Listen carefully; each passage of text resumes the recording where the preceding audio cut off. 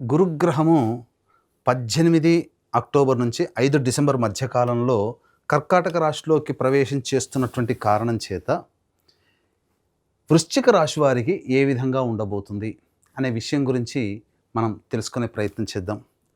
ప్రధానంగా ఈ వృశ్చిక రాశి వారికి పంచమ శని ఎలాగో సాధారణంగా యోగించడు.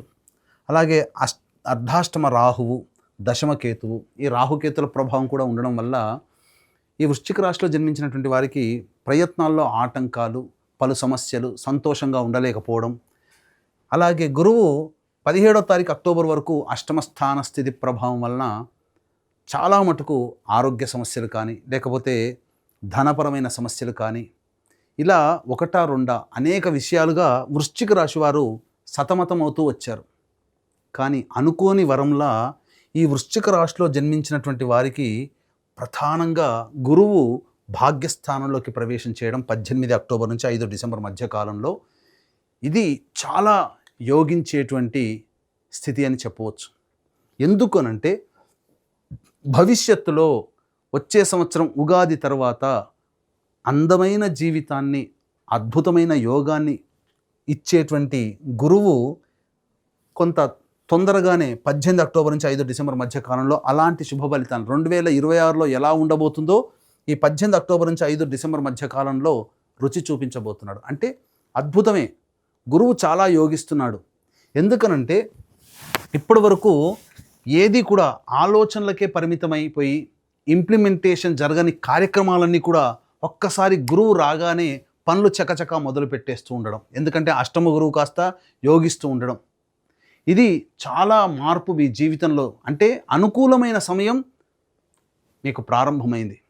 ఇక విదేశీయానానికి వెళ్ళాలి, విదేశంలో చదువుకోవాలి, స్థిరపడాలి అనుకునేటువంటి వాళ్ళకందరికీ కూడా గురువు అనుకోని వరంలా యోగించబోతున్నాడు. మీకు ఈ గురుగ్రహ మార్పు వల్ల సంపూర్ణంగా 5 రాశులు యోగాన్ని పొందుతున్నాయి. అందులో వృశ్చిక రాశి కూడా ఒకటి. సాధారణమైనటువంటి యోగాన్ని చక్కగా పొందుతున్నారు. అయితే ఇక్కడ ప్రధానంగా గమనించుకోవాల్సింది ఏంటంటే ఈ ఒక్క గురువు మారుతున్నాడు, కానీ మిగతా గ్రహాలు యాజ్ యూజువల్గానే ఉన్నాయి. ఈ మిగతా గ్రహాల అనుగ్రహాన్ని కూడా పొందే ప్రయత్నము ఈ వృశ్చిక రాశిలో జన్మించినటువంటి వాళ్ళు చేయాలి. ఎందుకనంటే ఈ వృశ్చిక రాశి వారికి కుజుడు 12వ స్థానంలో 27 అక్టోబర్ వరకు, రవి 18 అక్టోబర్ నుంచి 16 వరకు 12వ స్థానంలో, 16 నవంబర్ నుంచి 15 డిసెంబర్ వరకు జన్మరాశిలో కుజుడు జన్మరాశిలో ఉంటాడు.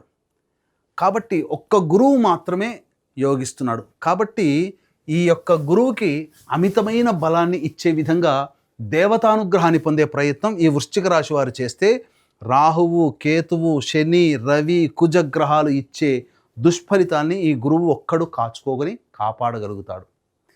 ఇలా మీరు చేసుకోవాలి. ఇక మిగతా గ్రహాల యొక్క ప్రభావం కూడా అని చెప్పాను కదా, 18 అక్టోబర్ నుంచి 16 నవంబర్ వరకు రవి వ్యయస్థాన సంచార ప్రభావం వలన ఉద్యోగంలో బదిలీలు జరిగే అవకాశం ఉంటుంది, దూర ప్రాంత ప్రయాణాలు చేసే అవకాశం ఉంటుంది, ముఖ్యంగా అనుకున్న పనులు వాయిదా పడేటువంటి అవకాశం ఉంటుంది.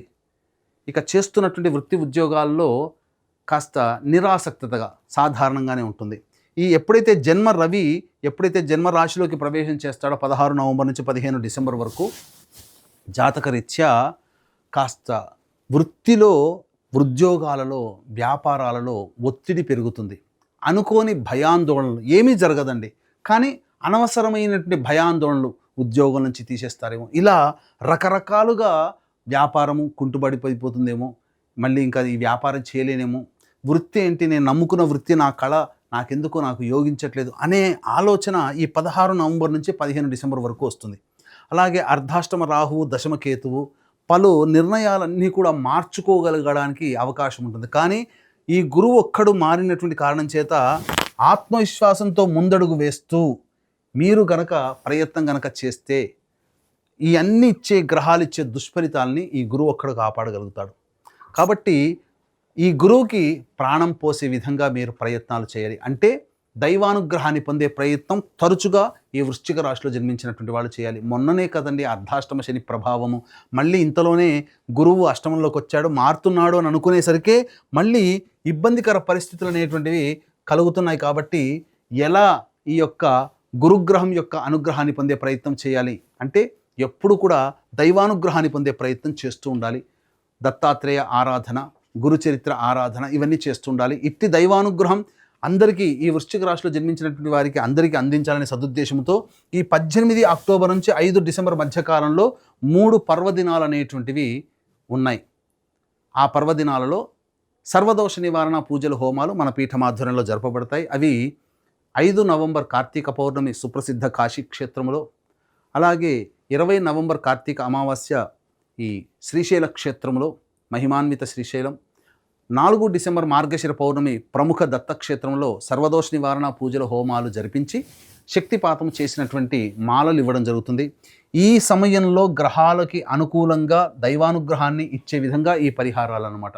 అవకాశం ఉంటే కార్యక్రమ తదనంతరం కాంటాక్ట్ చేసి మీ గోత్రనామాదులు నమోదు చేసుకోవచ్చు.